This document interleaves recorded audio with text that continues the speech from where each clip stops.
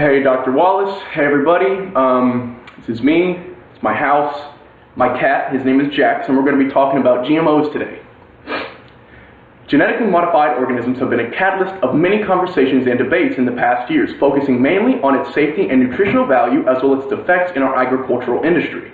Even though genetically modified organisms could possibly carry future health risks, they reimburse us with a much higher crop yield, the decrease in use of pesticides and herbicides which ultimately help the environment, and are affordable and available enough to help with our ongoing food crisis.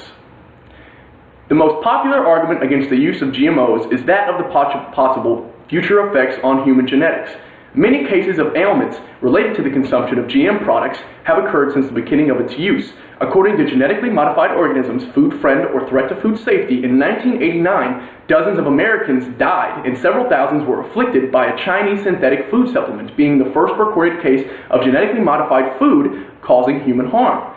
GMO's issues consist that of its current problems, but scientists are wary of the long-term results in which they will have on human genetics, such as lowered immunities and mutations. Many issues surround this topic, but along with the problems, issues follow its benefits. Before GMOs respond, the conventional way to farm, industrial agriculture, used synthetic chemicals in soil to grow. Yearly, farmers had to account for chemicals and weeds that would sprout in the fields, pests such as insects and rodents who eat their crops, and both the area's weather and region before harvest.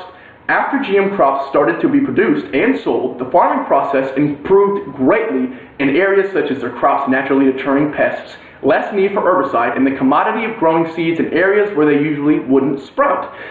It is shown in the meta-analysis of GMOs that since their introduction, they had an increase in crop yields by 22% and increased farmer profits by 68%.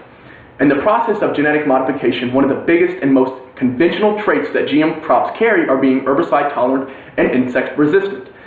This results in crops having a higher tolerance to herbicide, allowing said crop to thrive while surrounding weeds perish, and the organism naturally resists insect-inflicted damage, normally involving the organism producing natural chemicals that harm insects. In Klumper and Quame's meta-analysis, it is shown that post-GMO stats have a decrease in the use of chemicals of 37% overall.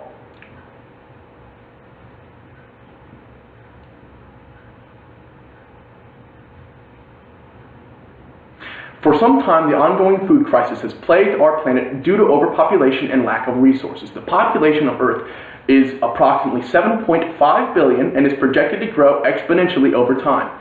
In the 2018 Global Report of Food Crises, it is estimated that 124 million people in 51 countries are currently facing food crisis insecurity or worse, which compared to last year's report showed 108 million suffering across 45 countries, a staggering 11% rise in the number of people who face an inadequate amount of food for survival.